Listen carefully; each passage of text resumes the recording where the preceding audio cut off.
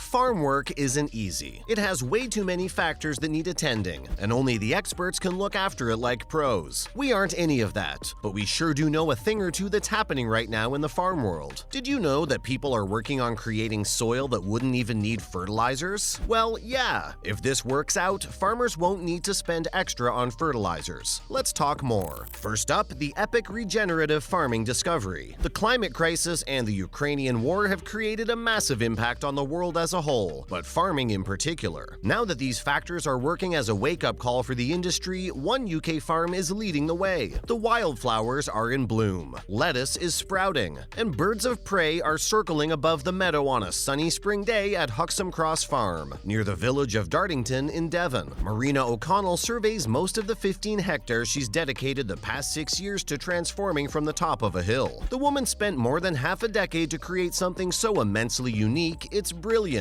When she took over running the farm in 2015, she remembered that the farm contractor of that time called this a miserable piece of land. But now the fields and hedgerows buzz with wildlife, and young farm workers chat as they sow carrot seeds and plant out early spinach. Further downhill, you can see the chickens pecking about, near polytunnels full of vegetables and soft fruit too. This lovely spot has been completely redesigned, and indeed reborn since it was bought by the charitable community benefit society the Biodynamic Land Trust, with the goal of creating a sustainable and regenerative agricultural system. You'd be thinking, what exactly is regenerative farming, right? And how is it revolutionizing the world? Well, regenerative farming usually refers to an approach that involves improving the health of soil and water, while reducing tilling, growing a diverse range of plants and produce, and keeping the organic matter in the soil to help crops grow. While such farms are still few and far between, more and more food producers are considering whether it's an idea whose time has come, and we'd be very happy to see this idea actually come to fruition. Pun intended. But how's this so important right now? Well, you see, this regenerative agricultural system is buffeted by cost headwinds, loss of subsidies, and soaring costs. The 3 F's, fertilizer, animal feed, and fuel, have all surged in price since Russia invaded Ukraine. Now for the technicalities of this new method. Bear with us, we're about to get a little technical here. The deal with this new problem is that, unlike regenerative farming, other modern farming systems rely on synthetic fertilizers to restore nutrients and pesticides to rid plants of pests and disease. Farmers will soon pay much more for these inputs because of the biggest shakeup in agriculture in a generation, which is also known as the Common Agricultural Policy was replaced post-Brexit. So now, the government's new environmental land management scheme will more focus on the impact of agriculture as farmers are increasingly encouraged to consider the climate, biodiversity, and nature. O'Connell says that we have climate change in real time now. It's not anymore a thing of the future. It's happening now, and it's important that farmers are also aware that the weather is changing. The increase in nitrogen fertilizers has just woken up everybody to the urgency of it. Whatever transition was happening in maybe 10 or 20 years has suddenly accelerated. Before 2015, Huxham's Cross was nominally part of a dairy farm owned by the Dartington Hall Trust, and only barley was grown on half of the fields for feeding cattle, while the wetland meadows were effectively abandoned. The new owners called on O'Connell, involved in sustainable farming since the 1980s, with the challenge to create a financially independent farm and nurse the land back to health. Good thing for us, because now we at least see that something can be done to fight climate change and get the cheaper products. She and her family moved from Essex to pursue the project. O'Connell said that everything that we eat or use was farmed using chemicals, and the soil was practically dead. She further said that she spent 2 years repairing the soil biome, the ecosystem of plants, animals, and microbes living below the surface. How do we see the difference? As an illustration, O'Connell offers 2 plastic food containers. One contains a pale, hard, desiccated ball of earth that she collected on arrival at the farm, while another is filled with the soil now, aerated, dark brown, and made up of different size particles. So, will this method work? One of the first jobs for McConnell and her team was planning the workflow on the future farm, and the crop layout, planting rows of trees across the sloping land, and installing a rainwater harvesting system that had helped the cultivation improve. They also planted legumes and clovers, which fix nitrogen in the earth to start restoring the soil. These green manures are grown for a couple of years before crops can be sown, ideally grazed by animals who add their own droppings. At Huxham's Cross, the hen houses are wheeled across the field each week, while the farm's 2 cows, Daffodil and Daisy, act as giant lawnmowers. Such a time-consuming process process might disappoint farmers looking for a quick fix to free themselves from rocketing fertilizer costs. But you know nothing good comes for free. O'Connell said that this was a 2-year transition phase for her, and that farmers need to plan it. If they've got a large farm, they'd probably want to make a transition one block at a time rather than the whole, because it would cause a cash flow problem. This is one criticism of regenerative farming, which O'Connell concedes. On farms where fields are left empty for perhaps 1 year in 3, the yield is lower than those farmed in more industrial ways with crops fed by synthetic fertilizers. If all food was produced in this way, critics say that people could go hungry. Next, in other related news, agriculture would disappear. Advocates pushing for farm labor protections in New Jersey. People are actually having to commute for about 2 hours every day to plant and harvest crops at a farm in New Jersey to support their 3 children and partner at home in Pennsylvania. The USA hasn't been paying its workers well. The places where many of these workers are paid low wages make them long hours in the heat, and despite working so hard, the immigrants face deportation risks if they're undocumented. About half the farm labor is done by undocumented immigrants, according to the National Agricultural Statistics Service. The United Farm Workers Foundation, an organization that advocates for the rights of farm workers, has been pushing lawmakers to pass new safety regulations and protections for farm workers, like implementing a national heat standard, banning pesticides that harm people, and creating an accessible path to citizenship.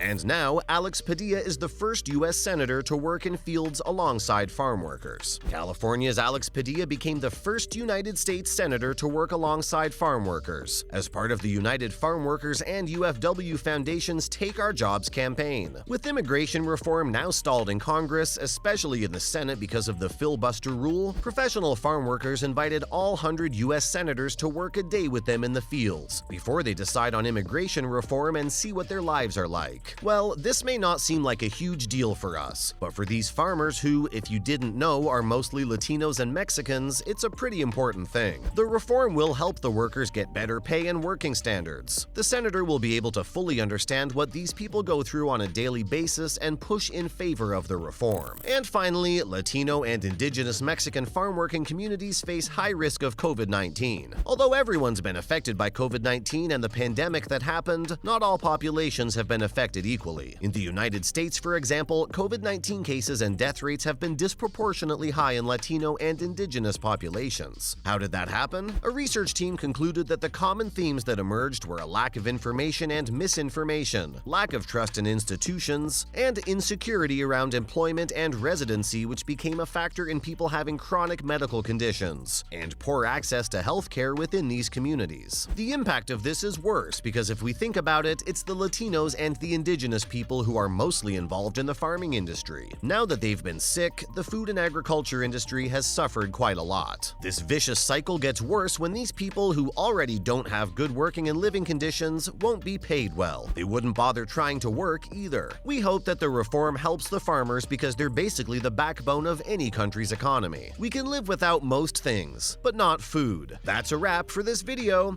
If you have any questions related to regenerative farming or any other farming news that we shared, let us know in the comments below. Make sure to give this video a thumbs up and subscribe to our channel for more videos like this. See you in the next one. Bye!